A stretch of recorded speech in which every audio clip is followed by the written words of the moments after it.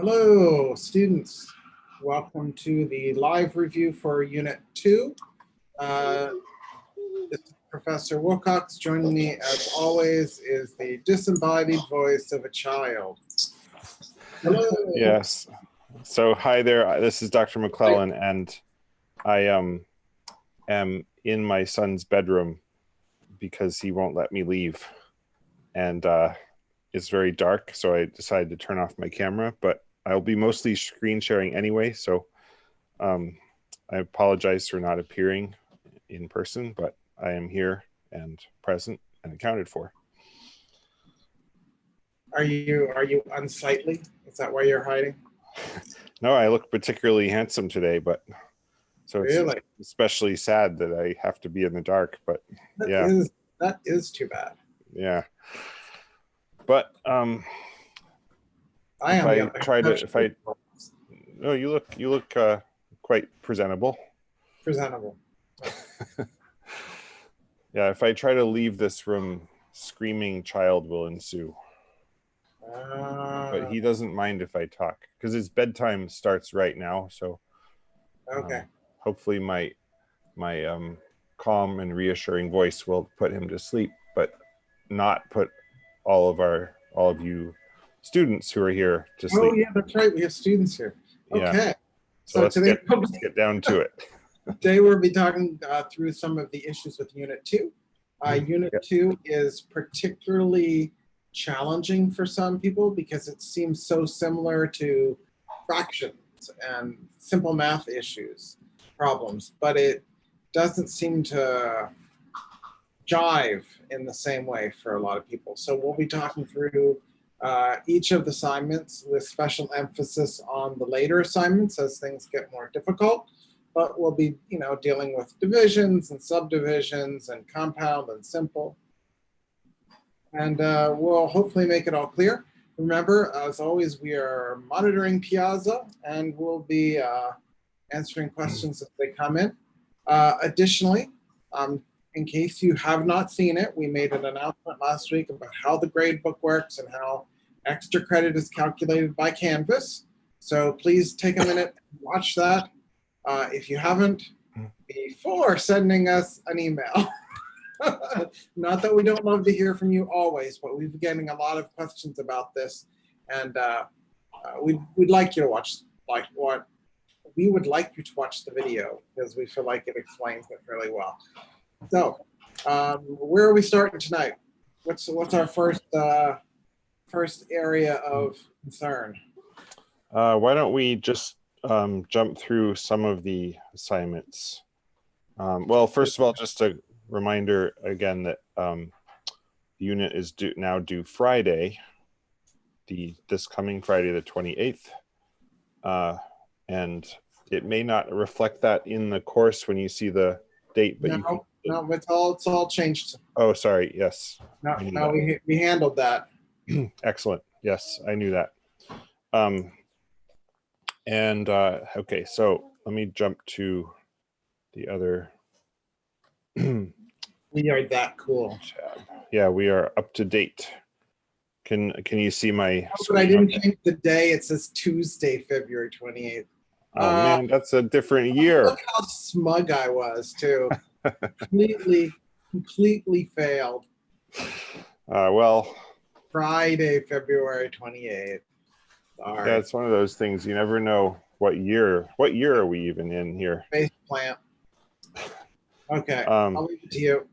I'm going to start with a quick reminder to read the lessons. And I just want to show people, in case some of you haven't been in there for a while, how cool they are. They always start off with this awesome quote that Dr. Wilcox found by all different wonderful, famous musicians. And then they have these fantastic videos and exercises that walk you through the material, and more videos. And we really try to help you experience the material and to practice it and spend time with it and internalize it. And if you don't feel confident on the material, this is a great place to go. So theoretically you're doing this already, but I sort of have the hunch that you may not all be checking out those lessons. I'm just going to jump around a bit between some assignments to to give you just a quick overview, but I'm not going to dwell on it. This first one about tempo, we give you these examples of which, what tempo is this piece, and it might seem kind of subjective. Is the commentary from the BNet gallery distracting? Not to me. I might try something. Maybe I'll try leaving and see if it causes an uproar. Do it. I want to hear. Okay. All right. Good night. Good night. Okay. Okay. So far, so good.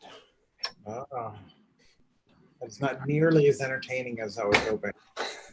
Oh, you should have been here when at bath time. It was like let's not push our luck. Let's just blood curdling screams. Okay.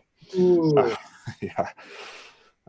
Kids got lungs on him. Screaming in the bathroom. That's always good acoustics. Yeah. Oh, and since I won't bother stopping. I'm now in the bathroom. I'm fully lit, but I will show you myself later. Okay. As I was saying, so tempo, it's not an exact science, but what we try to do is not too many options. So for example, too many similar options, I should say. So largo and adagio are similar to each other, but we don't give you allegro and presto, which are also similar to each other. So if it's generally pretty fast, like you can't hear this one, but it sounds really fast. So you can be pretty sure it's not largo or adagio or even andante. So choose the option that means fast. If you struggle with this one, let us know, but I'm just gonna keep plowing ahead here. Again, beautiful lesson, beautiful, wonderful exercises. There's graphics that help you understand. There's little animations. It's so cool. As we talked about at the beginning of the course, even if you've done this stuff before, even if you read music, I guarantee almost every one of you is gonna find something in here that you don't know, if not multiple things. So it's really worth reviewing. Okay, oops, what did I just do? I just skipped something. Okay, I'm just gonna go straight into the next assignment.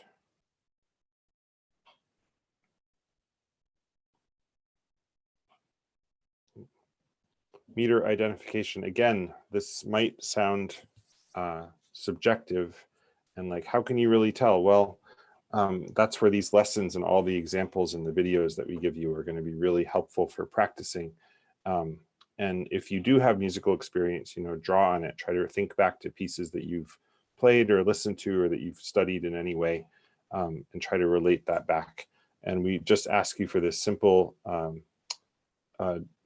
distinction between duple / quadruple. We don't ask you to tell the difference between 2/4 time and 4/4 time, because even highly professional musicians probably wouldn't be able to tell, or they might have differing opinions about the very same piece, but just based on the way it sounds.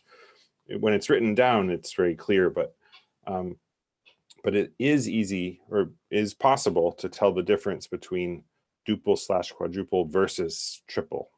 So that's why we ask that distinction here. Just moving quickly here. And let's jump to the assignment. I do like to show off these lovely graphics that really lay it out. Trying to go quick so we don't hang out all night. Now we get into the math problems, and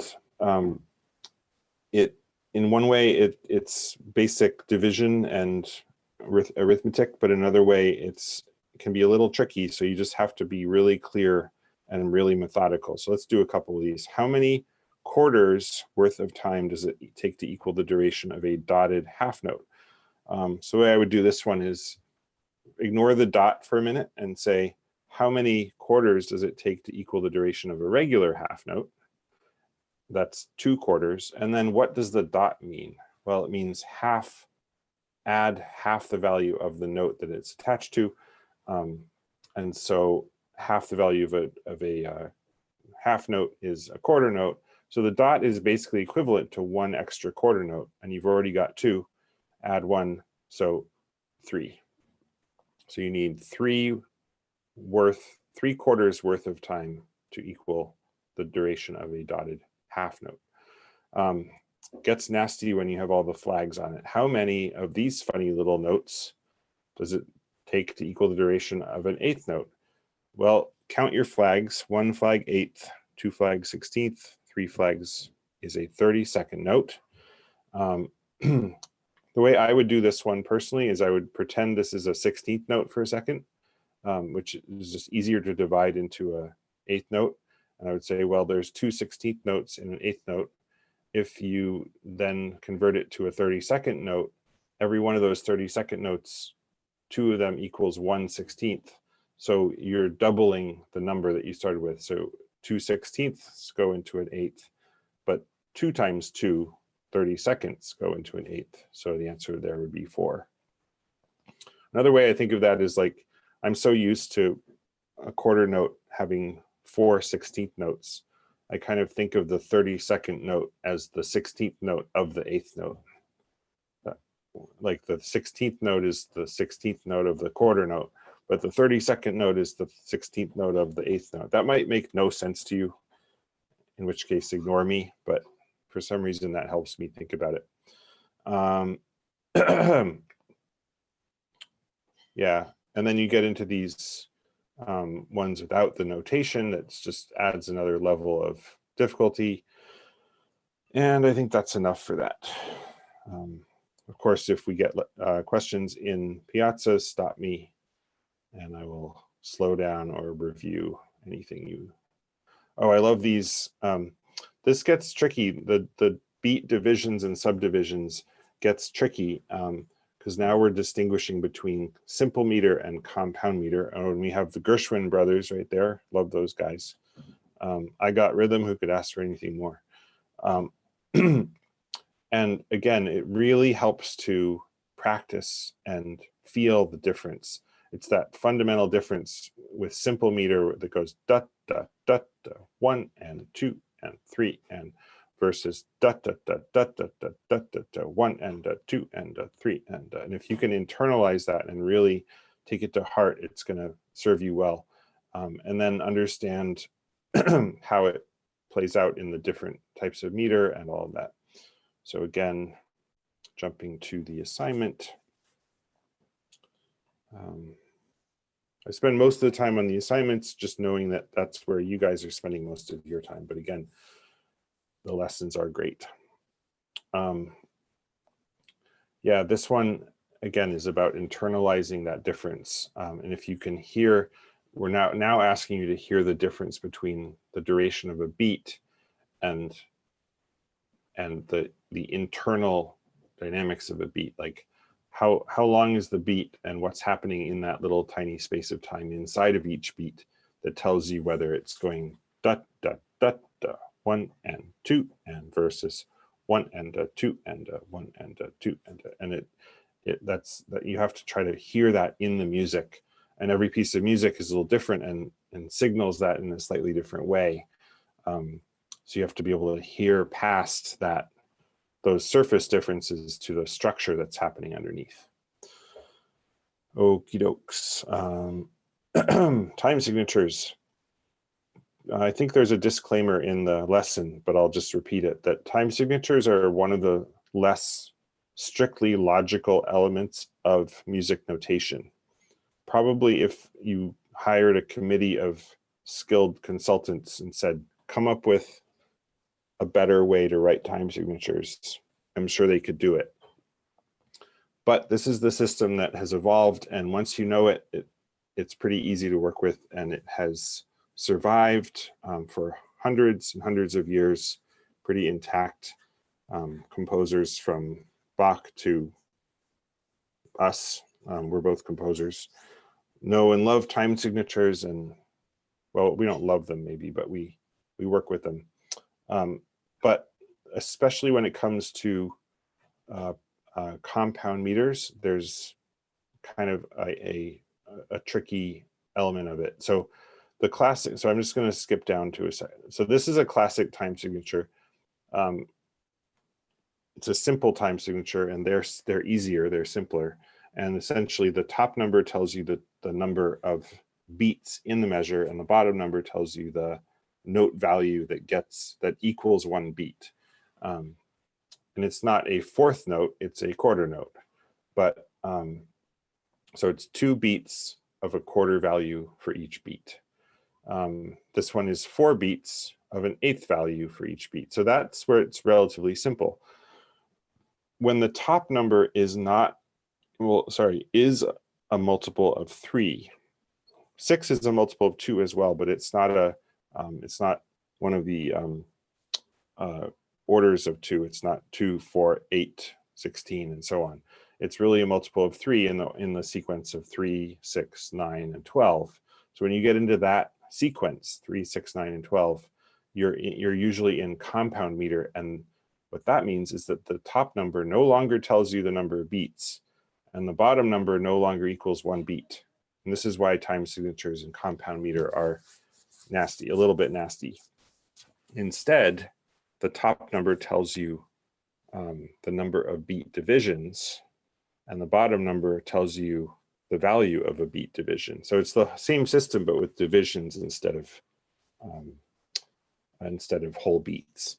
So in a practical sense, it is true that there are 6 eighth note values in the measure, but there's only 2 beats, and each beat is 3 eighth notes long, also known as a dotted quarter. So that's the trickiest thing with time signatures, is just remembering that. And the way to memorize it is if you see a 6, a 9, or a 12 on the top, you're in one of those situations. So here's a good example. Which meter has 4 beats per measure with the beat duration of a dotted half note?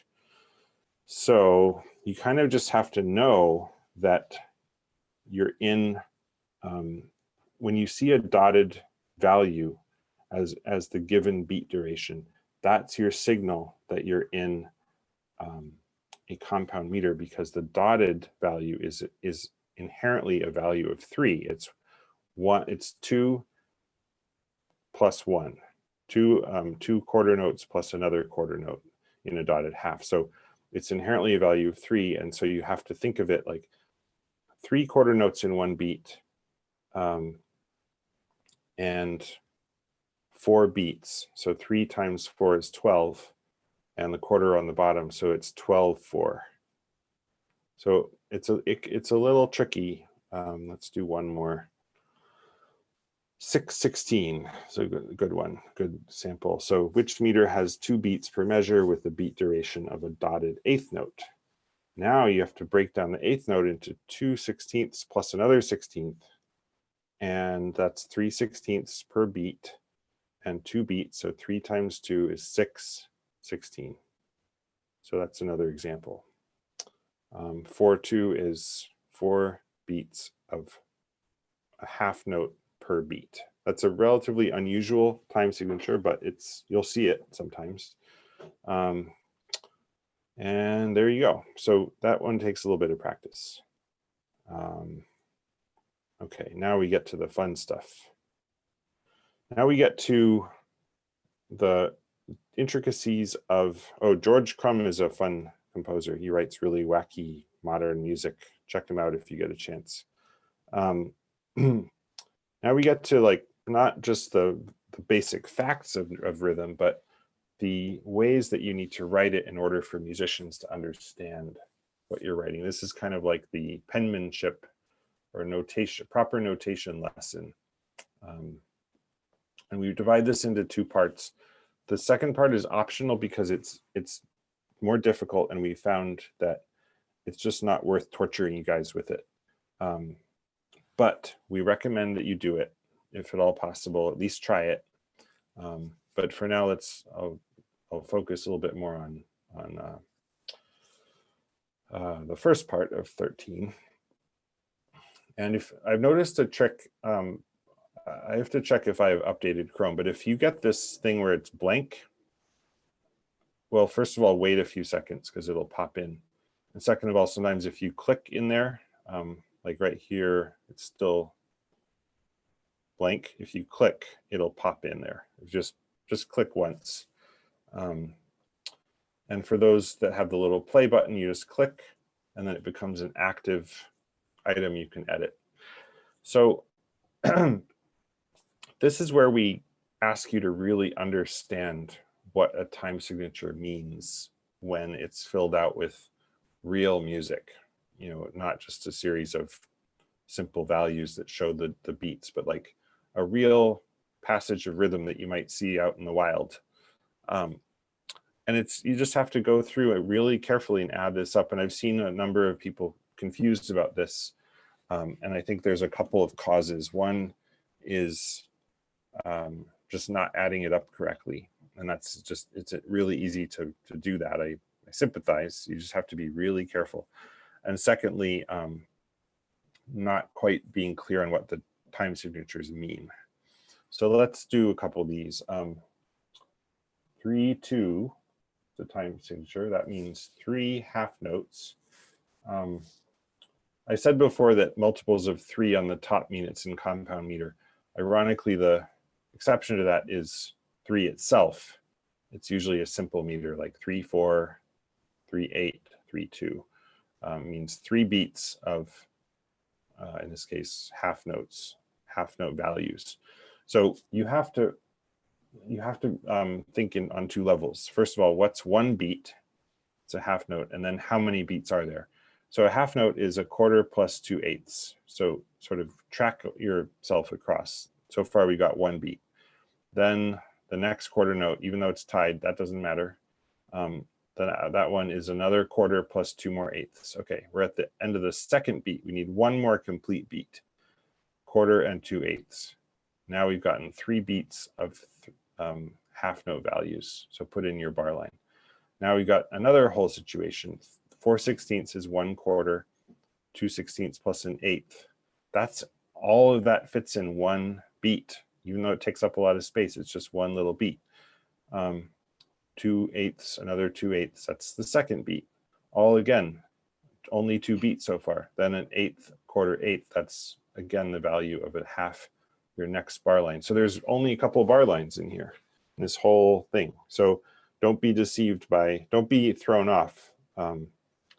Follow the rules, and if it's correct, it's correct. It doesn't matter if there's a lot of bar lines or only a few. Do another one.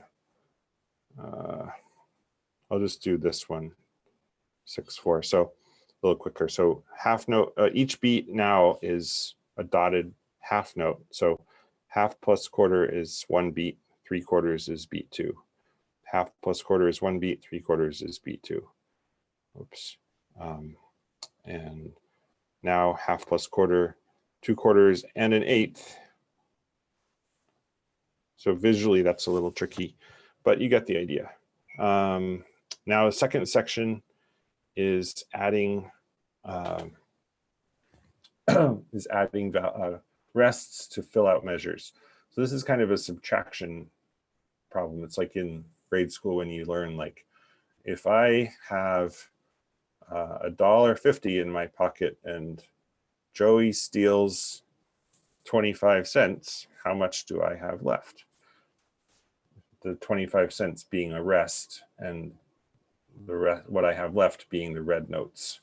So 2/4, and then Joey gives me back my 25 cents, and now I have my $1.50 again. So that's what you have to do for this. So 2/4 is 2 quarter values equal a measure. And how much do we have of that? Well, we have 4/16, which equals 1 of the beats. And then we have a 16th, which only leaves us 1/4 of the second beat. So we need to fill in 3/4 of a beat, and that equals 3/4 of a quarter value, and 3/4 of a quarter is 3/8, or sorry, 3/16, and 3/16 is an eighth plus a dot. So I'm going to put in the dotted eighth rest. So you have to do a lot of little machinations to get it right. Second measure, we have a eighth, that's half a beat. A quarter, that's a whole beat. So we have a beat and a half, then a quarter of a beat. We need one more little quarter of a beat, which is a 16th, and so on. 9/8, I'll do one more. 9/8 is 3 beats. Eighth note is the beat division. 3/8 per beat, or a dotted quarter per beat. So visually, you can just see the beat. 1 beat, 2 beats. Now we need a dotted quarter for our third beat. And I think I'll leave it at that. If people have questions, they can ask us. Okay.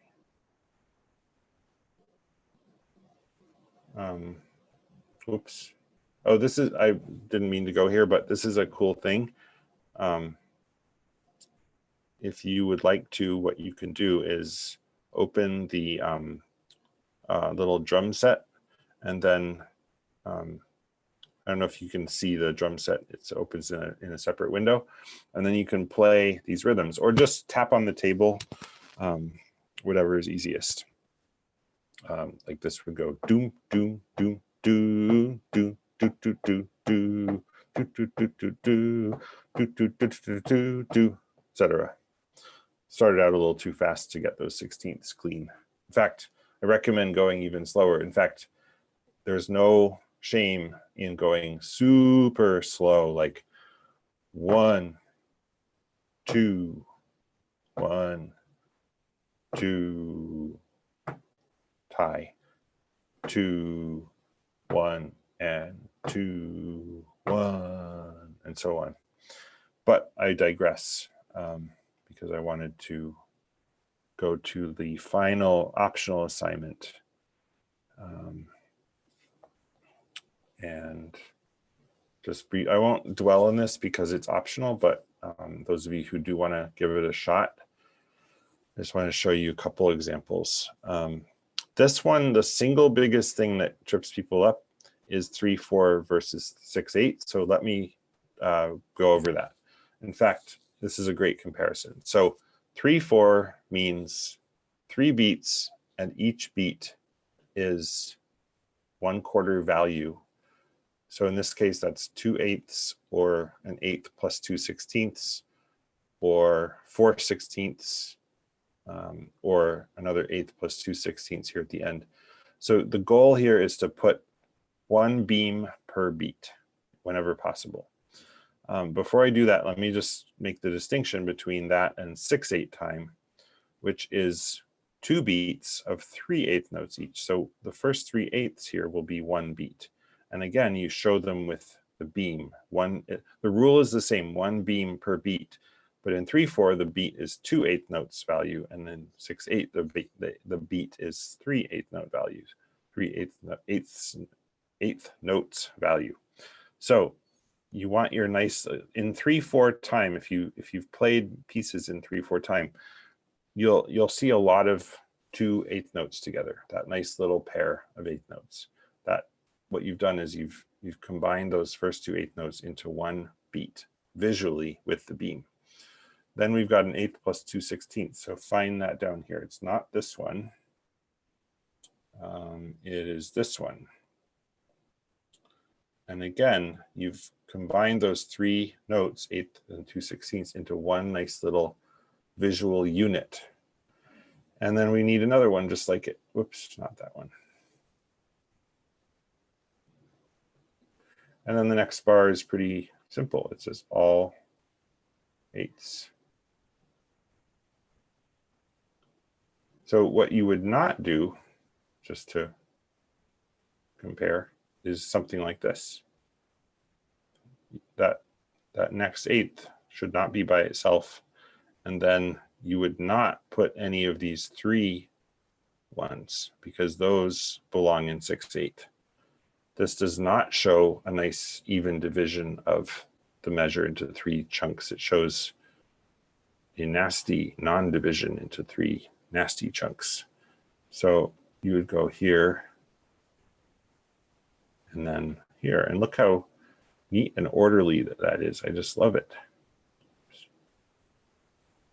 And then the next one is, and I'll leave it at that. Oh, I will do this one just to point out a quirk, which is that the red notes mean that you can't beam them.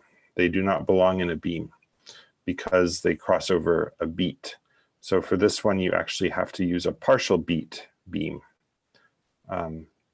So it's the beat starts here and then the next beat starts in the middle of this quarter note. Anyway, so that's really classic 3/4 time right there. Now 6/8, again, the beams are uniting 3 groups of 3/8 notes or equivalent. And again, we have a divided beat here, so we have to use a singleton 8th, which belongs in a beat with the quarter note. Same thing, the next one, the quarter plus the 8th equal 1 beat. And then we've got this whole situation here. 8th plus 4/16. Well, that totals 3/8 notes or a dotted quarter. So we just have to find that pattern in the examples and use it. So where is our 8th plus 4/16? Not this one. It's this one. Boom. And look how nice that is. It's one nice beat unified under a beam. And then I'll just do one more. 8th, 2/16 plus 8th. That is all one beat. And you have to find the one that matches that. So I'm going to leave it at that. Hope that's helpful. Anything I missed? Not that I noticed. Okay. And I'm on Piazza yet. Okay. Maybe it's a quiet evening. Is there like a debate on or something tonight? There is a debate. Everybody wants to watch the Bloomberg get. Oh yeah. Oh yeah, it's like a gladiator fight. Yeah. Well, I'm going to stop sharing and I will now reveal myself finally because I'm in. Oh no. But now you're seeing my bathroom. That's embarrassing. Okay. Anyway, hi. Yeah. Well, so we should wrap it up. Yeah, I think we covered the subject. Yep. Long enough to make it interesting. Never mind. So if you have questions, concerns, thoughts, something you want to communicate to us, please be sure to send us an email. Send us some screenshots of what you're doing so we can figure out what bits of it you don't understand. It's much easier for us to figure out patterns about what you're missing than it is for you. So don't drive yourself nuts. Send us some screenshots, ask us some questions, and trust that we'll be there to help you get through it. We will. All right, so folks. Yes, we will sign off for now. And if you have anything for us, please let us know. All right. Good night, everybody. What section you're in, please. Yes. Oh God, tell us what section you're in. Always, always. Bye-bye. All right. Good night.